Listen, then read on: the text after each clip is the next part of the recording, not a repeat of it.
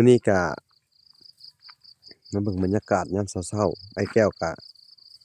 ตื่นแต่เช้าๆเนาะตื่น5 โมงเช้าพี่น้องเอ้ยเบิ่งอ๋อเป็นจั่งใดไอ้แก้วสบายดีสบายดีคือมาตื่นแต่นางอ๋อลือตะนาง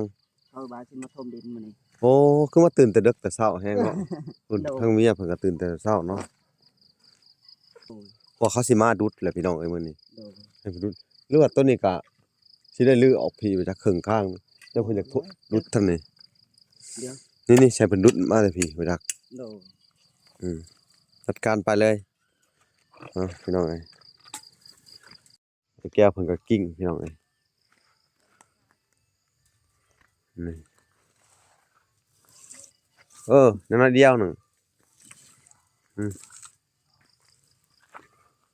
เบิ่งพุ่นทางสวรรค์เพิ่นก็เอาเครื่องปลูกออกพี่น้องเอ้ย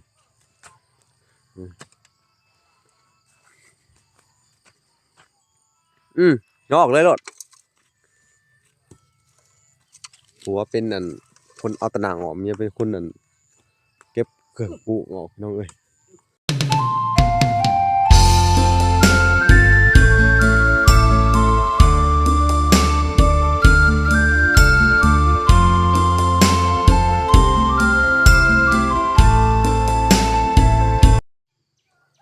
โอเคพี่น้องเอ้ยกราบสบายดีพ่อแม่พี่น้องเบิดสุขุสุคนเนาะพี่น้องทักทายสบายดี FC ทางฝั่งไทยและ FC ทางฝั่งลาวและ FC ทางต่างประเทศนำเด้อพี่น้องเอ้ยเนาะทักทายสบายดีพ่อๆแม่ๆเนาะทั้งเมืองนอกเมืองนาพี่น้องเอ้ยที่รับชมบ่หลายอยู่เนาะมื้อนี้ก็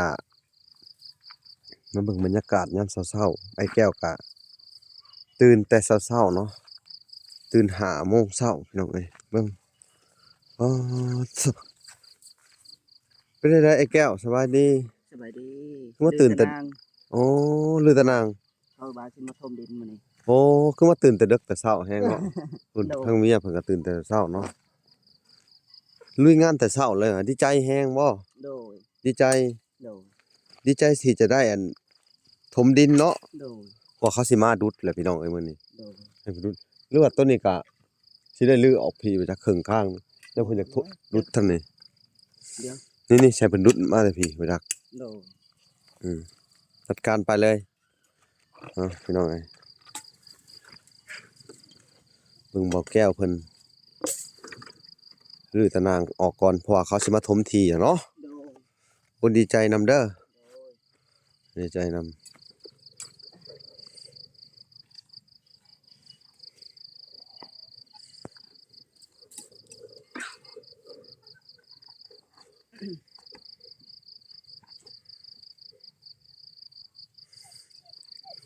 สู้ๆเพื่อนก็ใกล้สิแล้วแหละเดินก็สิแล้วแล้วบาดนี้โดยคักอันนี้หรอ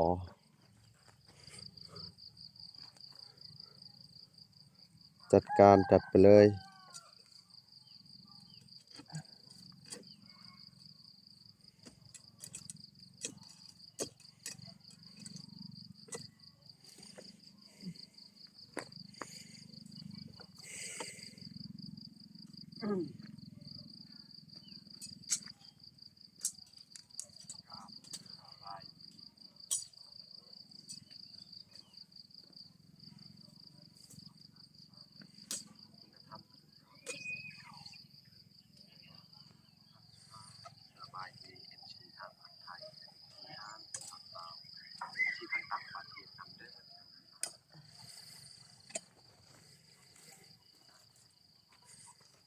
นี่บ่ล่ะครับ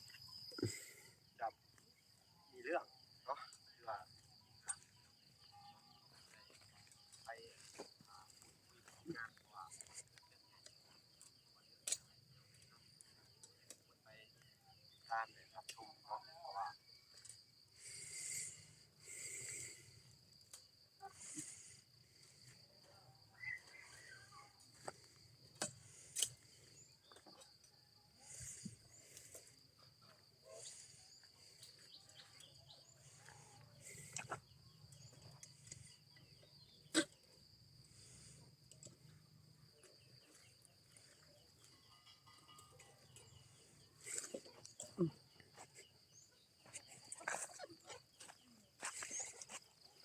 ราะว่าอัน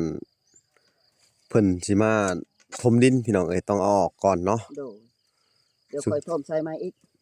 ค่อยๆเฮ็ดใหม่บ่เป็นหยังดอกโดยเพราะว่าอันเฮาเฮ็ดตัวนี้แล้วเฮาเฮ็ดบาดนี้ถาวรเลยเพราะว่าอันนี้เฮาก็เฮ็ดชั่วคราวซื่อเนาะโดยเพราะเฮายังต้องถมที่อยู่ที่มันบ่เพียงพี่น้องเอ้ยเนาะต้องใช้ถมก่อนมันถึงจะอันน่ะเข้าที่เข้าทางเนาะเพราะว่าดินตัวนี้มันก็บ่เสมอหน้ากับตัวนั้นพี่น้องเพราะว่าเพิ่นอยากให้มันทางผู้ใหญ่เพิ่นเนาะหรือว่าทางอันแม่ท่อนแก้วเพิ่นก็อยากให้ถมที่ตัวนี้แหละให้มันสูงขึ้นมันจะได้อันมีที่แบบว่าไอ้ที่ใช้งานแบบถาวรจะได้ปลูกพริกปลูกเขือแบบสะดวกสบายเนาะปลูกมะแกงปลูกมะถั่วโอ้ยดีๆๆเด้อตั้งใจปลูกตั้งใจเฮ็ดหาเอาแหละโดยเพราะว่าการช่วยเหลือก็ในเมื่อเจ้าประสบความสำเร็จแล้วมันก็สิได้งดลงไปเรื่อยๆแหละโดยแม่นบ่ล่ะโดย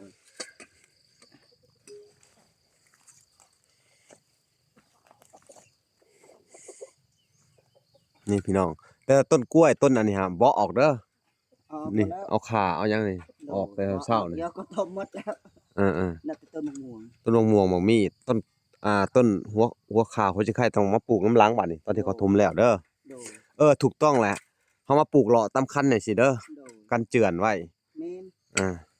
ยังเขาบ่ปลูกกลางไว้นี่นะไปเอาหัวจิงไข่แหละมาปลูกในคันนี่แหละพอเพิ่นดุดเสร็จแล้วเนาะโดยเฮาก็ปลูกหัวจิงไข่ปลูกกล้วยปลูกหยังลงไปเพราะว่ามันสิได้มีรากกันดินกันเจือนอ้อการเจือนเออกันเจือนไว้เอาออกเบิดเลยก็ได้เด้อให้เพิ่นดุดขึ้นเด้อพูเนาะโดยออกเบิดเลยโลดแกะออกแล้วก็ลื้อเอาออกเบิดเลยโลดให้เพิ่นดุดขึ้นแต่พุ่นให้มันเสมอหน้ามันเลย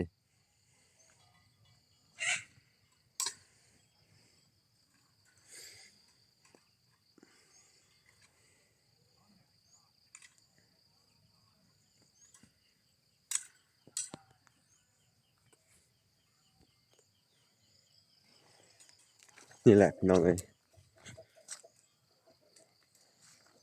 เรียนรู้แบบว่าชีวิตในอนาคตแม่นบ่แหละโดยถ้าบ่มีคนช่วยเหลือแล้วถ้าเจ้าบ่เฮ็ดบ่หาก็บ่ได้ก็บ่ได้แล้วบัดนี้โดยเพราะว่าการช่วยเหลือมันก็บ่ได้มีมาตลอดโดยเปรียบเสมือนเราถูกเลขเลยอะถูกเลขถูกเทื่อเดียวตกดกรวยแล้วถูกลูกก็รวยเลย อยากจะนอนสิคะซื้อเลขอย่างเดียวเลยเออบ่ต้องเฮ็ดหยังแม่นบ่แม่นอันนี้คือกันโดยในเมื่อเจ้าได้แล้วเฮาก็เฮ็ดเอาแม่นอันนี้บ่ออกเด้อนี่โดยแต่ว่าต้นอันนี้บ่ได้กินดอกมันเป็นเพี้ยแล้วมีแต่ว่าเอาตัวนี้ออกนี่ออกนะนี่นะนี่เสร็จแล้วต้นมะกล้วยคือกันน่ะนี่เอาออกเด้อสิให้เขาแป้งให้ใหม่เดี๋ยวเขายู่ดินหน้าดินเด้อมาให้มันเสมอกันเลยพี่น้องเอ้ยป๊าทางเดี๋ยววันเพิ่นก็มาเก็บอันอิหยังเขาเอิ้นว่าเอาต้นไม้ออกเด้อไอ้วันนี่ๆจะบ้างออกเด้อกำลังติดนำนี่โอ้ยกำลังติดพี่น้องเอ้ยนี่หัวข่าหัวไข่กำลังติดเฮาบ้างดินออกเอาดินออกสิกว้างๆน่ะบ้างแล้วไปกองไว้เอาเอากระสอบมาใส่หรือใส่ขุก็ได้เอาใส่ขุไปแล้วไปวางไว้ก่อนวางใส่ขุไว้ไปวางไว้ก่อนอืมนี่ต้นมะม่วงพี่น้องเพิ่นเอามาปลูกชาววันเพิ่นปลูกหลายต้นวางใส่ขุไว้นี่แล้วก็เอาไปปลูกต้นบักแตงพอกำลังออกกำลังเป็นอืม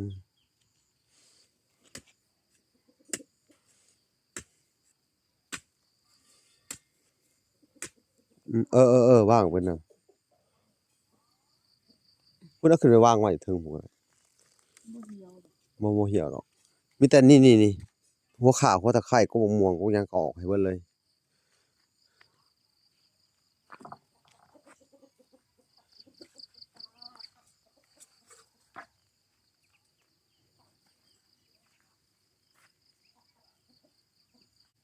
อ้าวพี่น้องเอ้ยเบาแก้วก็เฮ็ดแล้วแหละตูนออกโอ้สิได้ถอนหลักอีกแล้วบัดนี้เนาะ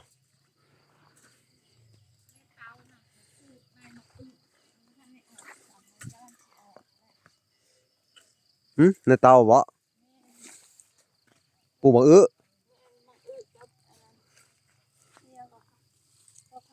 หัวข่า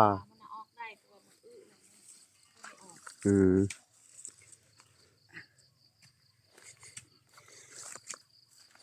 เออ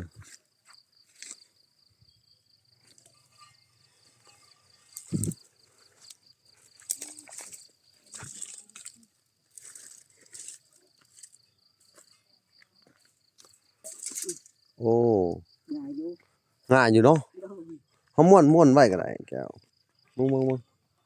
ม้วนไปไว้ชนน่ะลองม้วนเข้ามาดูหะอืมเออกิ้งไปซะแหละ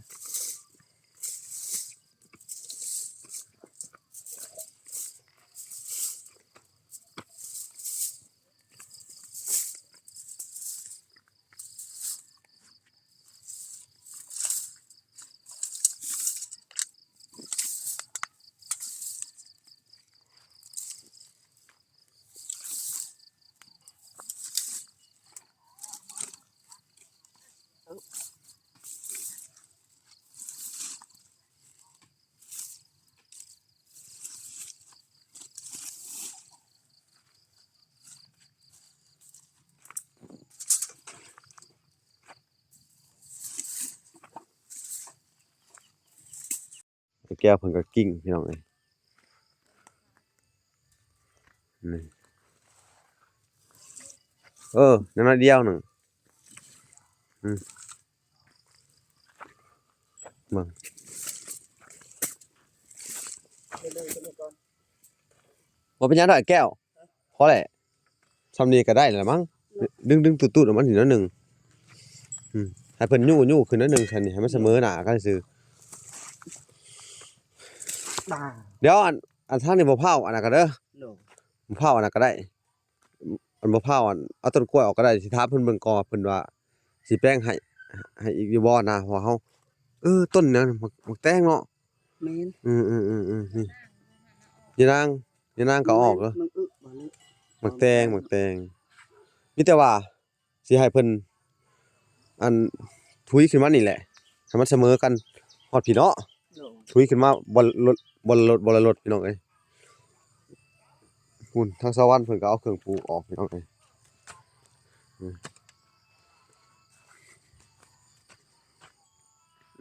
ยออกเลยโลดผัวเป็นอันคนเอาตะหนางออกเมียเป็นคนอันเก็บเครื่องปลูกออกพี่น้องเอ้ย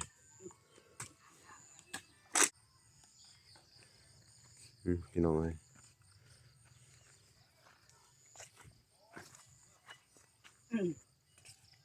นี่มึงม่วงติดคักเลย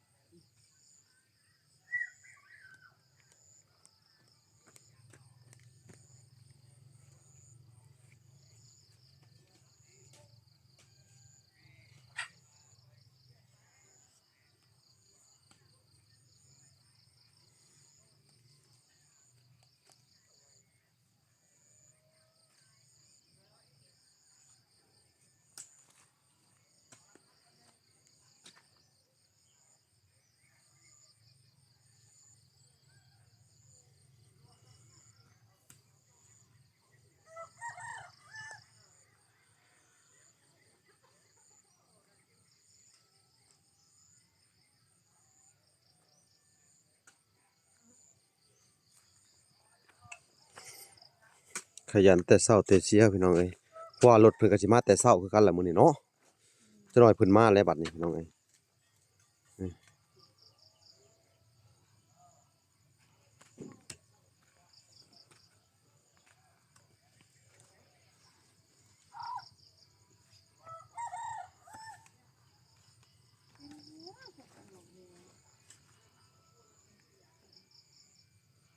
บ้างออกเสียใหญ่เด้อตรงหม่อง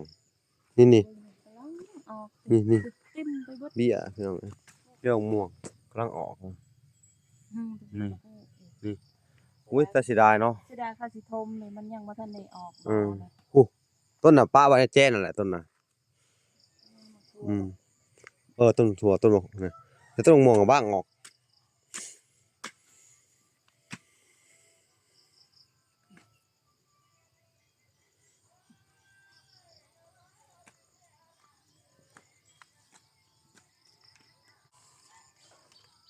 โอ้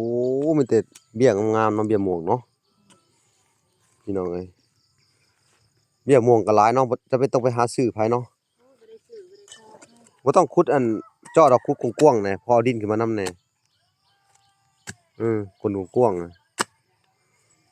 ซั่นแหละบ้านกว้างๆโอ้หน่อหลายเนาะ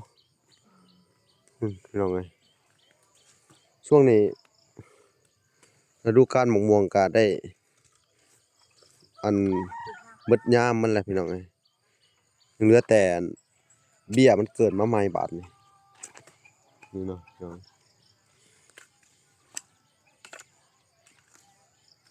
นางกำลังติด ก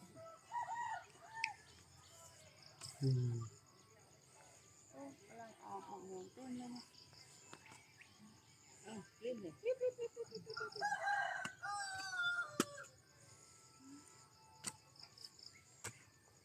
พากันตื่นแต่เช้าๆเลยเนาะ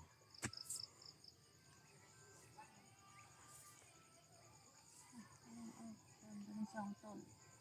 กำลังออก อืม ม่วงใหญ่ต้น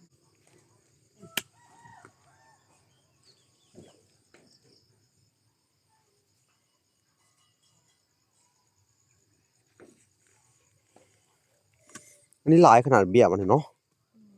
โอ้พี่น้องเอ้ย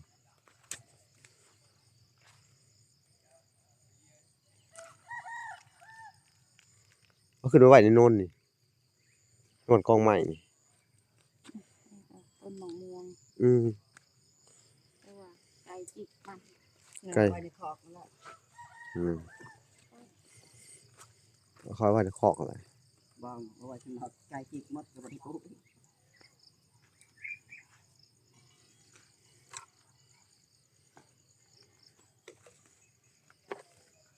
ต้นผักหอมอันนี้กำลังติดผักหอมลาบ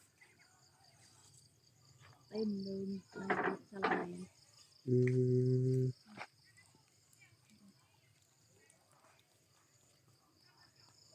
มันหมดกาเจอเมื่อจะมันจังหนาว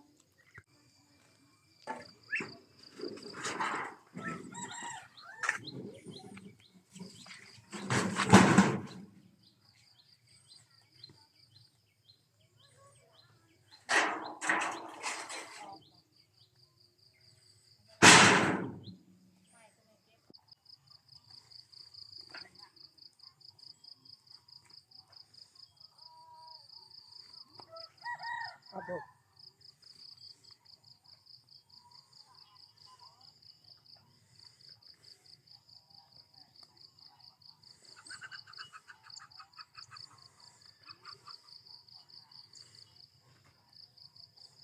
ได้บ่ล่ะบ่ได้ก็ขุดบ้างออกไอ้แก้วให้เมียมันดึงสอยมื้อหน้าบ่แม่นเสาร์นี่บ่สิเจ้าดึงกันสองคนน่ะ นี่พี่น้องเอ้ย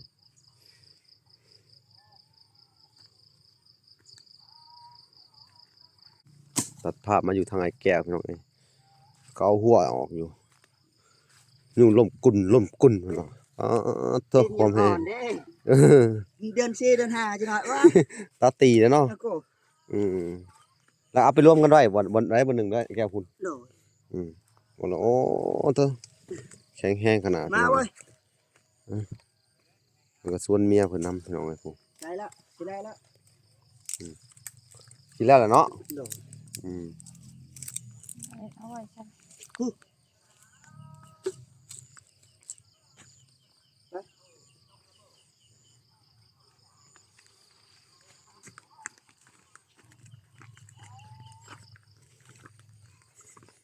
โอ้สุดยอดเลยพี่น้องสองผัวเมียคู่นี่สมกับเพิ่นอยากได้อยากมีอีหลีพี่น้องเอ้ยเนาะ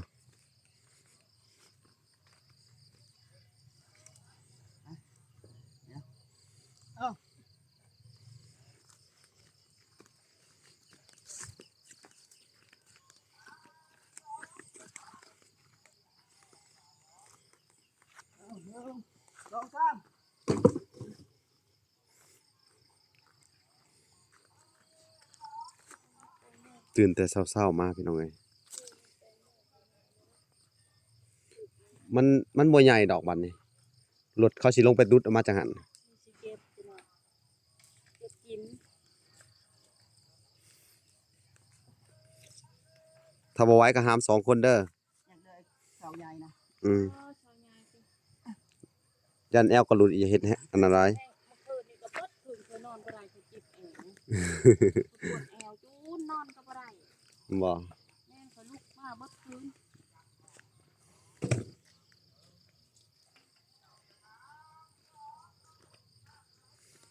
ถ้าบ่ไหว้ก็ย่อ2คนเด้อ โดย ในแก้วเพิ่นก็สิย่อ2คนกับเมียพี่น้องเอ้ยนี่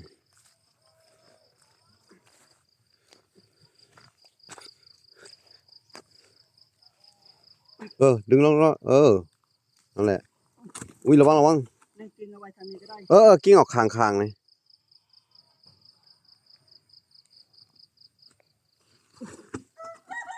เอาเอ็กตัวหน่อยนะเดี๋ยวมื้ออื่นก็พุดไม้บ่ได้ไล่มื้ออื่นก็ผสมแล้วมื้อนี้มื้ออื่นก็นอนไม้ยันงัวมันเข้ามา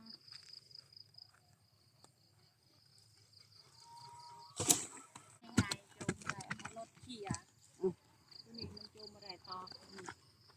ให้รถเขี่ยลงมาให้มันดุดลงมา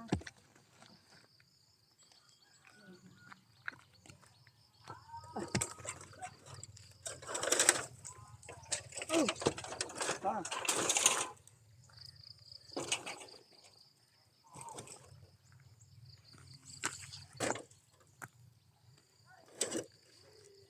เดี๋ยวให้รถเคลียร์ออกนะ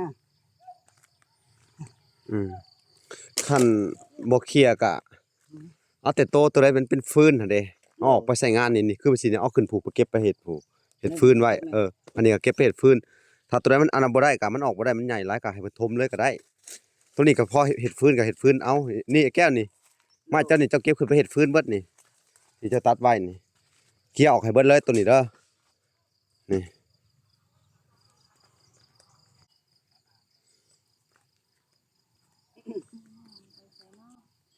ไม่ยาวพูดเอาไว้ข้างๆนะงานขนาดจะปัดเอาเห็ดคืนได้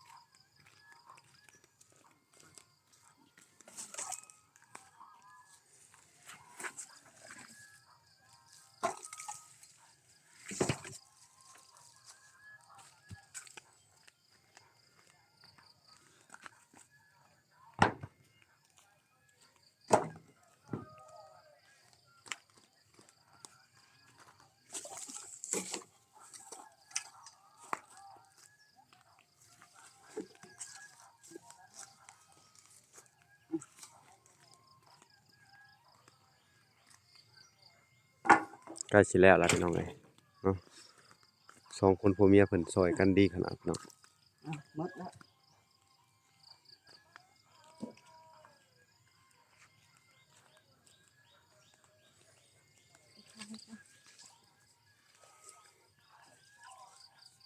เอาโอเคพี่น้องเอ้ยเพิ่นก็ทำความสะอาดเสร็จเป็นที่เรียบร้อยเนาะหลังจากที่ว่าย้ายข้าวย้ายของเสร็จเนาะทางรถเพิ่นก็สิมาจะหน่อยมาถมที่เนาะเพิ่นก็ เสร็จไปนที่เรียบร้อยทางบ่อแก้วแล้วก็เมียเพิ่นพี่น้องเอ้ยเนาะบ่ละก็สิได้รอท่าคลิปหน้าพี่น้องเอ้ยตอนรถเพิ่นมาเนาะพี่น้องโอเคคลิปนี้บ่มีหยังหลายพอกันใหม่คลิปหน้าพี่น้องเอ้ยโอเคบายบายเด้อ